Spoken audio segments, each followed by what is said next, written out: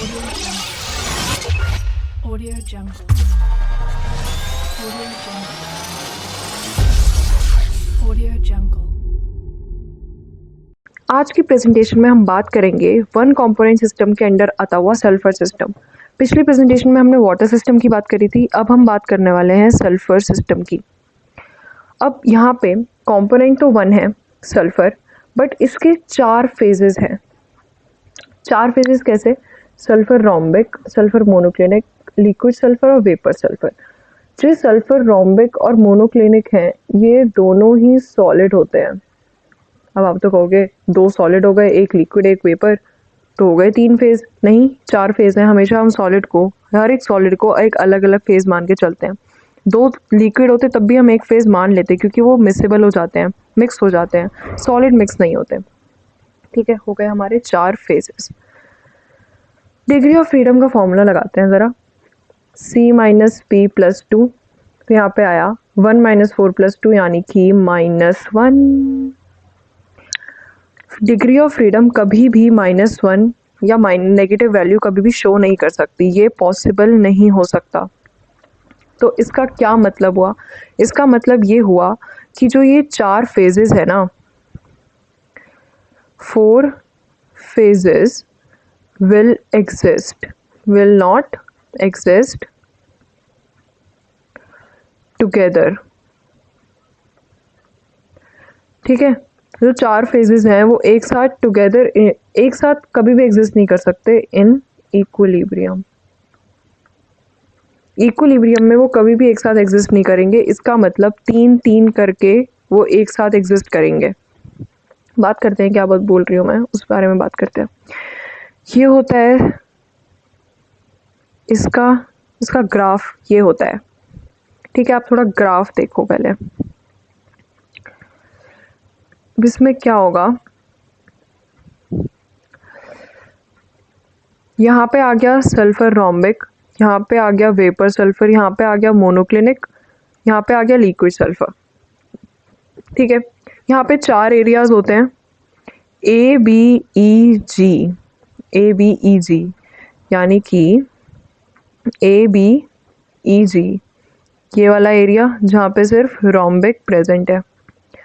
Next हमारे पास हो गया बी ई सी, बी ई सी यानी कि मोनोक्लिनिक वाला एरिया। नेक्स्ट हमारे पास आ गया जी ई सी डी, जी ई सी डी जहाँ पे लिक्विड प्रेजेंट है। और इससे अगला हमारे पास आ गया A B C D, A B C D नहीं सेम हो जाएगा, ए बी सी डी जहाँ पे हमारा वेपर प्रेजेंट है। हमारे चार एरियाज आते हैं इसमें। ओके, अब इन एरिया की बात करते हैं। इन एरिया की बात क्या करें, डिग्री ऑफ फ्रीडम की बात करते हैं इनके एरिया की। अब हर एक एरिया में एक ही फेज प्रेजेंट है, या तो रोम्बिक या तो मोनोक्लिनिक या लिक्विड या वेपर। तो इसकी डिग्री ऑफ फ्रीडम हो गई हमारे पास 2। डिग्री ऑफ फ्रीडम का फॉर्मूला क्या लगा यहाँ पे, C minus P plus two. अब तक तो याद हो जाना चाहिए आपको।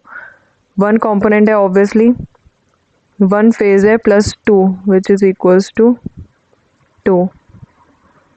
ओके, इसे मैं हटा देती हूँ यहाँ से, अभी कोई काम नहीं है इसका। अब हम बात करते हैं कर्व्स की। यहाँ पे 6 कर्व्स बनते हैं इन टोटल। देखते हैं क्या है वो कर्व्स। पहला कर्व ए बी कर्व, दूसरा आया बी सी कर्व, ये वाला।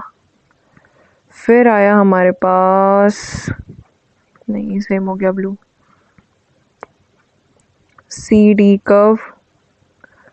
फिर आया हमारे पास बी ई एंड देन सी ई, और एक लास्ट कर्व जिसको हर कोई भूल जाता है, ई जी। ये कर्व बहुत ज़्यादा इम्पॉर्टेंट है, ये वाला कर्व कभी भूलना नहीं है क्योंकि इसका बहुत बड़ा एक रोल है यहाँ पे। हम बात करते हैं इन कर्व्स की।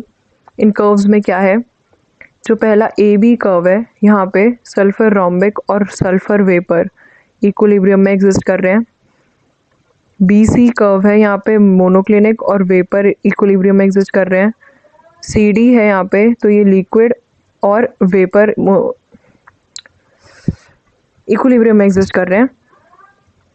ये सल्फर ये रोम्बिक है, सॉलिड रोम्बिक और मोनोक्लिनिक यहाँ पे इक्विलिब्रियम में एग्जिस्ट कर रहे हैं। तो एक तरीके से जो हमारे पास हमारे पास फेजेस हैं वो सारे दो दो करके एग्जिस्ट कर रहे हैं कहीं ना कहीं। ठीक है, समझ आ गया? ये हो गई हमारी 6 कर्व्स की बात, और यहाँ पे 2 फेजेस हमारे एग्जिस्ट कर रहे हैं, तो ये हो गया एक, इसकी डिग्री ऑफ फ्रीडम हो गई 1 बाय द फॉर्मूला, तो ये यूनिवेरिएंट हो गया। अगली बात करते हैं हम ट्रिपल पॉइंट। यहाँ पे देखो 3 ट्रिपल पॉइंट है, जैसे कि हमने बात करी थी 4 phases at a time equilibrium पे कभी एग्जिस्ट नहीं करेंगे और कभी नहीं कर रहे वो यहाँ पे, पर 3 phases at a time exist कर सकते हैं। उस ट्रिपल पॉइंट की वैल्यू 0 होती है हमारे, तो 0 एग्जिस्ट कर सकती है और डिग्री ऑफ फ्रीडम की वैल्यू नेगेटिव नहीं कर सकती। एक तो ये पॉइंट हो गया। यहाँ पे रोम्बिक, वेपर और मोनोक्लिनिक एग्जिस्ट कर रहे हैं इक्विलिब्रियम पे।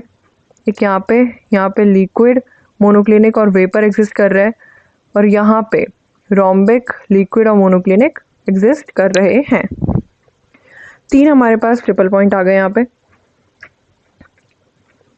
और जिनकी डिग्री ऑफ फ्रीडम 0 होती है। अब बात करते हैं मेटास्टेबल इक्विलिब्रिया की। मेटास्टेबल इक्विलिब्रिया यहाँ पे 3 हैं, BF, CF और EF। देखते हैं यहाँ पे क्या है, BF, CF, EF, इसको मिटा दूं मैं। BF, CF और EF, ये जो डॉटेड लाइन होती है हमेशा मेटास्टेबिलिटी को डिफाइन करती है हमारी। तो ये मेटास्टेबल इक्विलिब्रियम है इसके। ओके, यहाँ पे हो क्या रहा है अब ज़रा समझते हैं।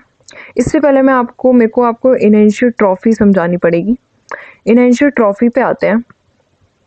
इनएंशियोट्रॉफी एक ऐसा फिनोमेना है जहाँ पे एक सब्सटेंस के एलोट्रॉफ्स मतलब कि उसके कंपाउंड्स या फिर उसकी फॉर्म्स एक फॉर्म से दूसरे फॉर्म में चेंज होती है एक पर्टिकुलर टाइम के आगे पीछे, और उनका कॉमन वेपर प्रेशर होता है। यही लिखा हुआ है यहाँ पे, if allotropic form can change into one another at a definite temperature having common vapour pressure, उस प्रॉपर्टी को हम कहते हैं इनएंशियोट्रॉफी, और इस टेम्परेचर को हम कहते हैं ट्रांजिशन टेम्परेचर। यहाँ पे क्या ऐसे हो रहा है, रोम्बिक और मोनोक्लिनिक 2 सॉलिड फॉर्म्स हैं, सेम उनका वो सॉलिड ही हैं दोनों के दोनों, तो उनका वेपर प्रेशर सेम होगा। ठीक है, वेपर प्रेशर सेम है, चलो ठीक है, एक कंडीशन सेटिस्फाई हुई। ये जो टेम्परेचर है 95.6, इस टेम्परेचर के जस्ट पहले रोम्बिक रहता है, इस टेम्परेचर के जस्ट बाद मोनोक्लिनिक रहता है। ये जो प्रोसेस होता है इनएंशियोट्रॉफी का बहुत स्लो प्रोसेस होता है। क्या आप बोल सकते हैं इसे, स्लो प्रोसेस। अगर बहुत जल्दी हमने टेम्परेचर बढ़ाया तो हमें हो सकता है मोनोक्लिनिक मिलता ही नहीं है हमें, और सीधा रोम्बिक से जो ये कर्व है बीच में, ये जो मोनोक्लिनिक का कर्व है हमारा, ये मोनोक्लिनिक का कर्व बचेगा ही नहीं, और सीधा का सीधा जो रोम्बिक है वो लिक्विड में चेंज हो जाएगा। ठीक है, तो अब ऐसा अगर होगा तो मोनोक्लिनिक का कर्व हट जाएगा, और मतलब हमें धीरे धीरे टेम्परेचर बढ़ाना होता है, तभी वो रोम्बिक से मोनोक्लिनिक चेंज होता है, वरना नहीं होगा। तो अगर ये चीज़ हट जाएगी तो ये कर्व हट जाएगा, तो हमारे पास ये एरिया बचेगा, ये एरिया बचेगा और ये एरिया बचेगा। मतलब कि ये एरिया जो कि यहाँ तक हो गया है अब, और एक ये एरिया। समझ आ रहा है, सिर्फ 3 एरिया बचे अब हमारे पास। अब इन 3 एरिया में हमारा मेटास्टेबल इक्विलिब्रिया लगेगा। वो क्या चीज़ है, इसमें और इसमें। यहाँ पे अब क्या होगा, जो सल्फर रोम्बिक है, सल्फर वेपर है और सल्फर लिक्विड है, ये 3 यहाँ पे यहाँ पे और यहाँ पे इक्विलिब्रियम में एग्जिस्ट करेंगे। सिर्फ 3 फेज इक्विलिब्रियम में एग्जिस्ट करेंगे। यहाँ पे होगा रोम्बिक, यहाँ पे होगा वेपर और यहाँ पे होगा लिक्विड। तो इससे क्या होगा, वही हमारी वाटर वाली इक्वेशन बन जाएगी, ice liquid, ice water and water vapour. ठीक है, यहाँ पे देखो रोम्बिक, लिक्विड और वेपर इक्विलिब्रियम में एग्जिस्ट करेंगे। तो यहाँ पे हमारा फेज क्या हो जाएगा, यहाँ पे हमारा फेज 1 हो जाएगा। कंपोनेंट तो पहले से ही 1 है, तो डिग्री ऑफ फ्रीडम की वैल्यू आ जाएगी 2। तो इट इज़ अ बाइवेरिएंट सिस्टम।